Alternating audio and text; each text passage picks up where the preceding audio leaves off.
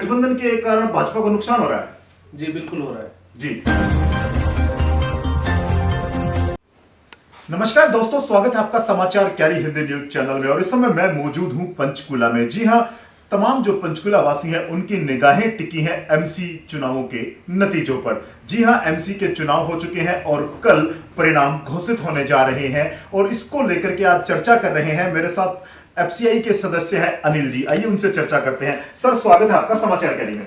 नमस्कार जी। नमस्कार अनिल भाई, मैं चर्चा करूं एमसी के चुनाव को लेकर के, तो क्या समझते हैं? आपको भाजपा और कांग्रेस में सीधा सीधा मुकाबला नजर आ रहा है। आपको क्या लगता है किस तरह के चुनाव हुए हैं और किन मुद्दों पर आधारित रहे? मुद्दे तो जो पंचकुला अपने कॉरपोरेशन के हैं वो चलते ही आ रहे हैं। सबसे बड़ा मुद्दा तो अपना डंपिंग ग्राउंड का कितने सालों से सरकार ध्यान ही नहीं दे रही इस चीज के ऊपर जो देना चाहिए था जी। तो अब देखते हैं इलेक्शन के बाद क्या रहता है। कांटे की टक्कर है मेयर में भी और एमसी में भी जी। तो जो भी है कल नतीजे आ जाएंगे आप लोगों के सामने। जी।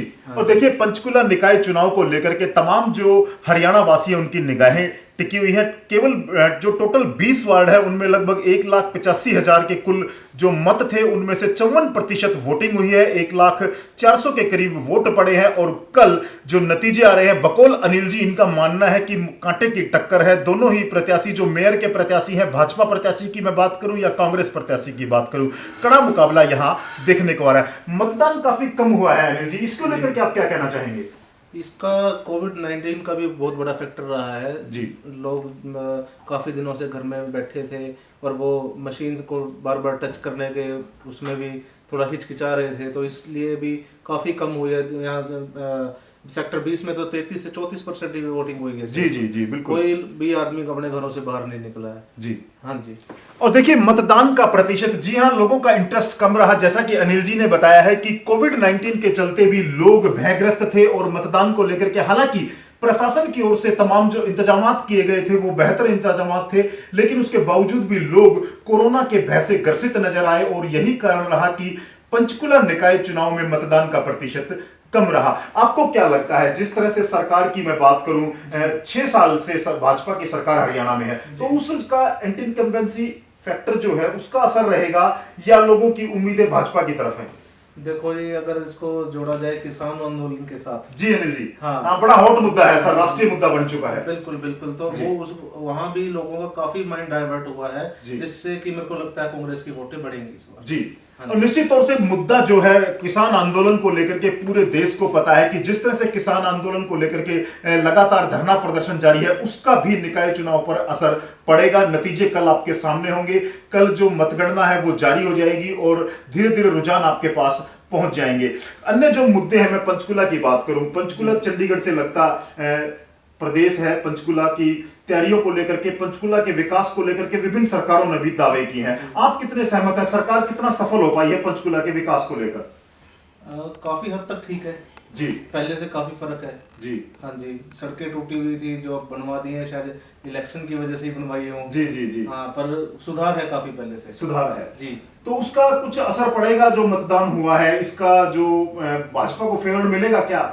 भाजपा को वोटर्स एक्चुअली बढ़ चुके हैं इस टाइम, बीजेपी और जेजेपी दोनों के बीच में। जी जी। हाँ, तो अब जो लोग दुष्यंत के साथ थे तो उनको पता सीधा सीधा वोट तो बीजेपी के खाते में जा रहा है। बिल्कुल बिल्कुल जी।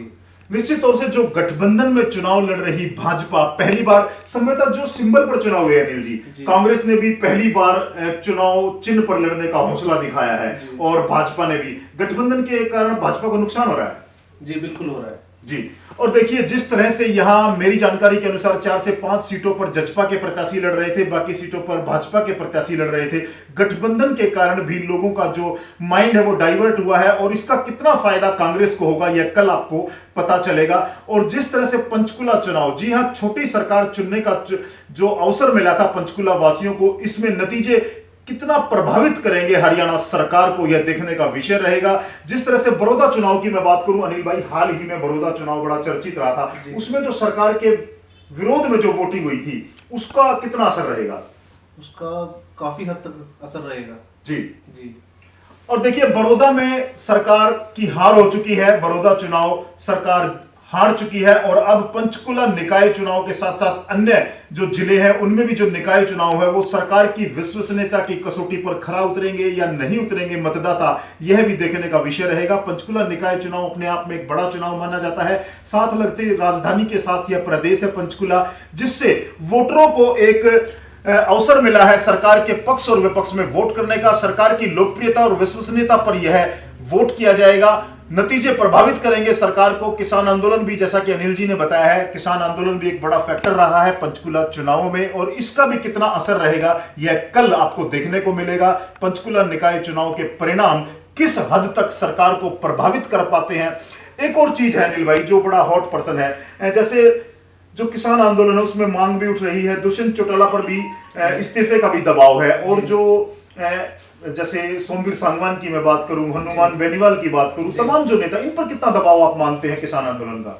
दुष्यंत चौटाला पर जी जी दबाव तो है ही, जाट नेता है जी, और ऊपर से किसान सारे इनकी मुंह की तरफ देख रहे हैं। इनके दादाजी को भी अब मंत्री पद दे दिया गया है जी, तो इन्हें भी अगर किसानों के हक में सोचें तो इन्हें इस्तीफा दे देना चाहिए था अभी तक। जी जी जी जी हाँ, देखते हैं किसान आंदोलन कल वार्ता भी होनी है और कल जो संभावित वार्ता की जो बातें आ रही हैं, खबरें आ रही हैं, उसको लेकर के भी, जी हाँ, पूरे देश की निगाहें इस वार्ता पर टिकी हैं। कल क्या होगा, किसानों की समस्याओं का हल सरकार निकाल पाती है या यह आंदोलन लंबा चलेगा?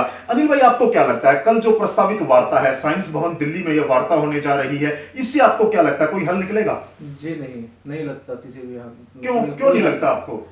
हल निकालने के मूड में ही नहीं है सरकार। नहीं तो ठंड के मौसम में बेचारे किसान 2 महीने से रोड पे बैठे हैं जो जी, उनके बारे में कुछ सोचा ही नहीं जा रहा। कितने लोग मर चुके हैं वहाँ पे।